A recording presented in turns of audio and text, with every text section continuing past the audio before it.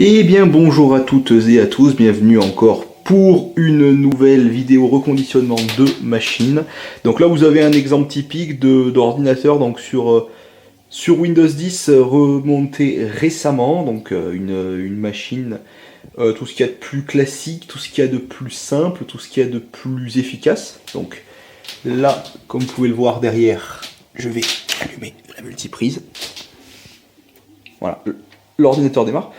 Et je vais en profiter donc, voilà, donc pendant que ici vous avez donc le splash screen du BIOS qui s'allume, je vais vous parler un petit peu de la machine. Voilà, donc vous avez un démarrage sur Windows 10 qui se fait. Je vais donc vous montrer un peu la machine en elle-même et ce qu'elle abrite. Donc vous voyez ici, en haut, juste là, deux lecteurs optiques, donc lecteur CD, graveur CD, lecteur DVD, graveur DVD. Vous avez ici une alimentation, donc c'est le modèle entrée de gamme d'Alim qui sont montés sur ces OptiPex 360. Il y avait plusieurs Alim, là c'est la 255 watts que vous avez ici. Mais de ce que j'ai pu constater, ce modèle-là, donc là vous voyez au fond que ça démarre, on est quand même sur une machine plutôt rapide. Voilà. Machine donc plutôt fiable au niveau de la ligne. Il y avait une autre gamme d'Alim, donc les modèles d'après, j'ai donc les 380 de mémoire ont une Alim différente. Que ça soit en mini tour comme ça ou en châssis bureau ou même à SFF, donc les tout petits. Mais non, celle-là ça va. Vous avez ici deux barrettes de RAM, donc 2 x 2 Go, DDR2 800, donc tout ce qui est de plus classique aussi pour ce type de machine là, qui à la base n'en avait que 2, là il y en a 4 donc. Sous le petit radiateur que vous avez ici, donc en fait c'est le fameux design de chez Dell, où l'air en fait rentre par l'avant ici, donc comme ça, voilà, donc là ici l'air est aspiré, il passe dans ce tunnel ici, donc là comme vous pouvez voir le ventilo tourne particulièrement lentement, ce qui fait que bon, l'application de la pâte thermique qui est en dessous est vraiment correctement faite. Le processeur chauffe peu, l'ordinateur vient de démarrer, mais voilà, plus que satisfaisant à ce niveau-là. Vous avez juste en dessous donc le disque dur, donc Seagate 250 Go, donc dans cette machine-là, 7200 tours minute, série ATA 2. Il y avait à la base un 80 Go, j'ai mis un 250, on est plus tranquille.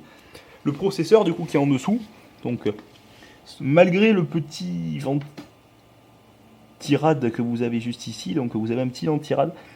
Vous voyez d'ailleurs le ventilateur de l'autre côté, c'est du Foxconn. 0,90 A, donc c'est vraiment des gros ventilos. Mais le processeur qui est dedans est un Core de Duo E8400 cadencé à 3 GHz, donc sur 2 cœurs. Vous avez 2 cœurs. Pas d'hyper training ni rien, par contre vous avez la virtualisation. Donc ça peut être sympa pour les trucs processeur 64 bits en socket 775. Les derniers donc Core 2 en 775. Ensuite après ils sont passés au processeur donc de seconde génération, puisque les Intel Core donc i3, i5, i7 de première gêne étaient déjà sortis. Socket 1156. Donc là c'est 775 tout simplement. À l'arrière, bon, rien d'exceptionnel, donc le connecteur d'Alim en haut, avec ici le sélecteur de tension, donc rien de plus compliqué à ce niveau-là. Toujours resté en 230 si vous êtes en 230 du coup, comme il est indiqué ici. Donc voilà, donc 220, 240 et normalement 120 volts pour les autres pays. Donc la double sortie audio ici, l'Ethernet Gigabit, les 6 ports USB. Ici vous avez le D-Sub VGA, donc pour la vidéo tout simplement, port série DB9 et port parallèle DB25, rien de plus compliqué. Ici donc là vous avez une grosse ventilation et là les connecteurs du coup, si vous avez des cartes d'extension, ils sortiront ici. Donc vous avez un PCI Express et 2 PCI dont un qui du coup a le rajout pour la Riser Board, mais sur ce modèle là du coup vous n'en avez pas puisque c'est une tour. La même carte mère en fait sur les modèles plus petits et ils ont choisi de laisser ce connecteur là aussi, ce port du coup PCI Express. Donc après, en ce qui concerne la face avant, donc je vais quand même vous montrer un petit peu. Donc bon, c'est tout ce qu'il y a de plus simple aussi, pas forcément... c'est vraiment une machine simple. Silencieuse aussi, je vais vous faire écouter quand même, au niveau du ventilateur. Là, vous êtes collé au disque dur. Voilà. Là, vous êtes en sortie du ventilateur. Très très léger. Franchement, très très léger. L'alimentation fait un petit peu plus de bruit. C'est parce qu'à l'origine, le processeur qui était dedans était un petit peu moins consommateur, puisque c'était un simple cœur. Là, du coup, il y a un double cœur. Façade, du coup, ici, on voit les différentes diodes. Donc là, ici, très très légèrement, donc la lumière sera mieux, très très légèrement, du coup, là, on voit la LED de fonctionnement, qui n'est pas ultra voyante, mais suffisante. Juste à côté, ici, juste là, ce que je masque ici, l'indicateur de fonctionnement du réseau, et juste tout à droite, la LED de fonctionnement pour le disque dur. On va revenir ici. Donc la machine tourne sur Windows 10, donc entreprise LTSC, donc une version de Windows 10 qui est supportée plus longtemps que la version officielle. Donc c'est tout aussi une version officielle que l'autre, mais par rapport à une Home ou une Pro, une entreprise normale, qui a ses mises à jour qui s'arrêtent en 2025, là, cette version-là, donc basée sur la 21H2, va recevoir des mises à jour jusqu'en 2032. Donc, version de l'ISO sortie du coup par Microsoft officiellement en fin 2021, basée sur la 21H2, support des mises à jour jusqu'en 2032. On a un petit peu plus de 10 ans, autant en fait que Windows Server 2022, sur lequel c'est basé, puisque finalement, Server 2022, c'est plus ou moins ça, mais avec des outils serveurs en plus. Voilà. Donc, par défaut, j'installe tout un tas d'applications, dont le pack Office. Donc, vous avez ici le pack Office, donc qui se lance à vitesse amplement suffisante pour la plupart des usages. Donc, c'est Office 2021, toujours la dernière version à ce niveau-là. On n'est pas radin, donc ça met un petit peu de temps, mais finalement, pour une machine avec disque dur, on n'y passe pas non plus 3 plombes. Là, voilà, on y est. Je peux marquer bonjour. Voilà, notre bonjour ici, il y est. Parfait, fantastique. Voilà. Non, voilà. Bon. Parfait.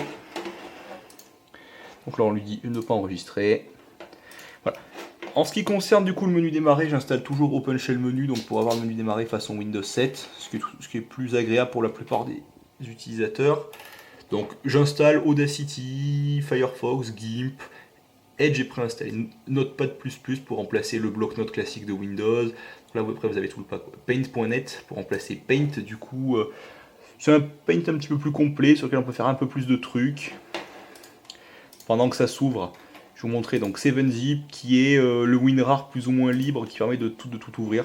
Donc vous pouvez ouvrir les différents formats tels que vous les voyez ici. Donc ça en ouvre pas mal quand même, ça en ouvre pas mal. Notamment les formats Apple ici, donc HFS, mais le zip, le RAR, etc. Tout ça, ça s'ouvre sans problème. Donc zip, RAR, etc. Voilà. Ça, c'est fait. Donc voilà, donc Paint.net c'est lancé. Et là, vous avez un truc un petit peu plus complet quand même. C'est à mi-chemin entre Paint vraiment de base, donc le fameux MS Paint tel que vous le connaissez depuis Windows 95-98, et Photoshop ou GIMP ou autre chose. Voilà, c'est vraiment un entre-deux qui est plutôt sympa. Après, j'installe aussi Hard Disk Sentinel, qui est un petit outil qui permet de contrôler, donc comme vous avez le raccourci ici, l'état des disques durs. Donc, j'aime bien garder cet outil sur les machines, comme ça les gens peuvent savoir, par exemple, quand remplacer le disque dur. Donc là, par exemple, temps de fonctionnement, vous voyez ici 230 jours et 4 heures, et vous voyez performance 100%, condition 100%. C'est que le disque est en bon état. Il a été démarré et arrêté 1834 fois, ce qui est peu, en moyenne un disque. Moi, je considère qu'il est mort à partir de 10 000 et quelques démarrages et arrêts. Là, ça commence à faire vraiment beaucoup. Et le disque dur, à part en secondaire, je ne recommande pas d'en faire grand chose de plus. Mais là, du coup, voilà, là vous avez toutes les infos. Donc là, d'ailleurs, il y a peut-être eu un bug ici. Mais c'est tout. Voilà. Cet outil-là vous permet également de faire des tests de surface, etc. Pas de complications. C'est des burners XP, donc pour graver des CD, des DVD, vu que vous avez 2 graveurs sur cette machine. PowerShell ici, donc qui est préinstallé aussi, en plus du reste. Java, donc j'installe toujours Java, pour ceux qui peuvent en avoir besoin, donc Java 8, mise à jour 341. À ce niveau-là, on y est. Niveau navigateur web, vous avez Edge et Firefox, donc les deux qui sont en tandem. Donc ici, avec OpenShell, on a accès au panneau de configuration, donc l'ancien, tous les différents accès de l'ancien panneau de conf. Par exemple, si j'appuie sur Système, ici on a directement l'ancien onglet Système, donc où il est indiqué ici, Windows 10, IoT, entreprise LTSC, donc corde audio 8400, 4 Go de RAM, nom de l'ordinateur, voilà. Donc Windows est activé. Ça n'est pas une activation faite par un crack de type KMS, etc. C'est vraiment une activation faite par un outil de chez Microsoft qui est... Donc là, ici, il est bien indiqué active avec une licence numérique et non avec un serveur d'activation de votre organisation. Donc ça, quand vous voyez marquer ça, c'est que vous avez une installation qui a été activée via un KMS, donc les fameux KMS Auto, KMS Pico, Ratibois Russe, KMS Tools, KMS ce que vous voulez, KMS VL, qui existe aussi. Ces outils-là, en fait, ils sont beaucoup moins stables et beaucoup moins fiables que un simple activation par hardware ID, donc qui est le truc qui contacte les serveurs de Microsoft. En fait, j'utilise un outil, il contacte les serveurs de Microsoft, donc il leur dit bonjour, j'ai une machine que je souhaiterais activer, donc officiellement. Le serveur Microsoft répond bêtement, voilà, votre PC est activé. Donc il renvoie un autre fichier en face et du coup c'est marqué avec une licence numérique, ce qui est totalement officiel et qui donc est à la discrétion des utilisateurs, contrairement au KMS qui est un outil qui à la base est utilisé pour les serveurs et pour les déploiements en masse, et donc qui est détourné de son usage. Là on ne détourne pas l'outil puisqu'on utilise la même chose que ce que tout le monde utilise. Dernière application que je recommande souvent, Sumatra PDF, donc pour lire les PDF. Pas besoin d'Adobe Reader pour lire juste des PDF, vu que la version gratuite d'Adobe ne permet pas de faire grand chose. Donc on ne peut pas, par exemple, faire plus que annoter des documents, etc. Donc ça n'a pas grand intérêt. On peut même pas les convertir avec la version gratuite d'Adobe. Donc autant utiliser Sumatra PDF qui, comme vous l'avez vu, s'est lancé en quelques secondes.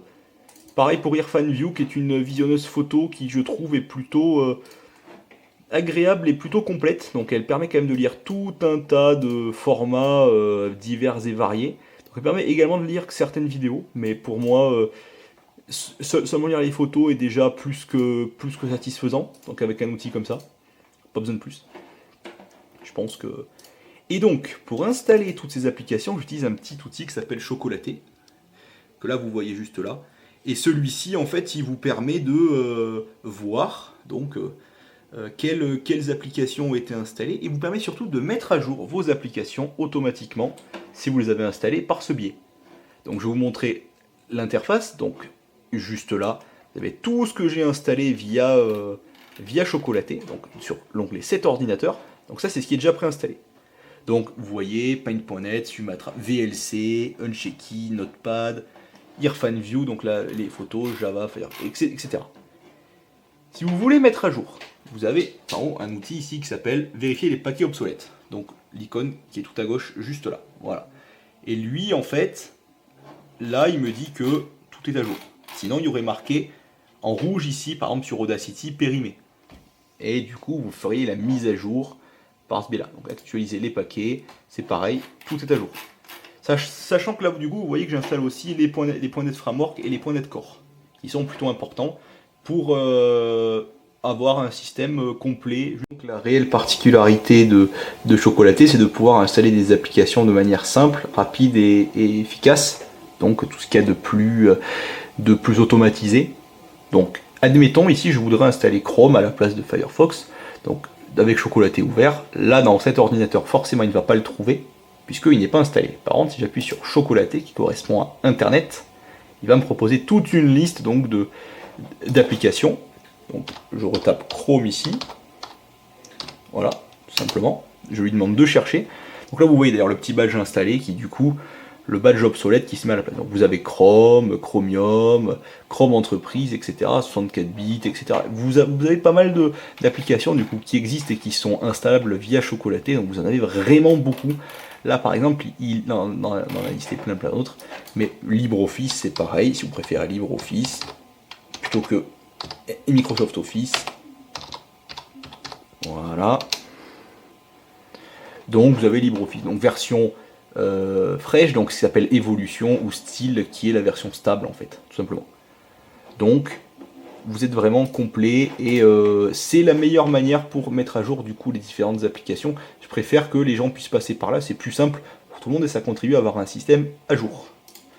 Ça va donc éteindre la machine à présent, et vous allez voir du coup que même au niveau de l'extinction, on n'est pas trop long, franchement il n'y a pas vraiment de lenteur sur une machine de ce type-là, en tout cas pour l'usage internet, bureautique, donc multimédia un petit peu aussi, bien sûr, regarder des vidéos, des films, faire du téléchargement, faire du développement, enfin il y a pas mal de trucs qui peuvent être faits avec ce type de machine-là, mais évidemment pas de jeu et pas d'application gourmande en 3D, même si par exemple de la retouche photo, même avec Photoshop, sans aucun problème, c'est possible avec un corps de duo comme ça, et c'est pas quelque chose que vous réservez à une machine forcément du montage vidéo, pareil, 720p, etc. Vous pouvez faire des petits trucs, c'est rigolo.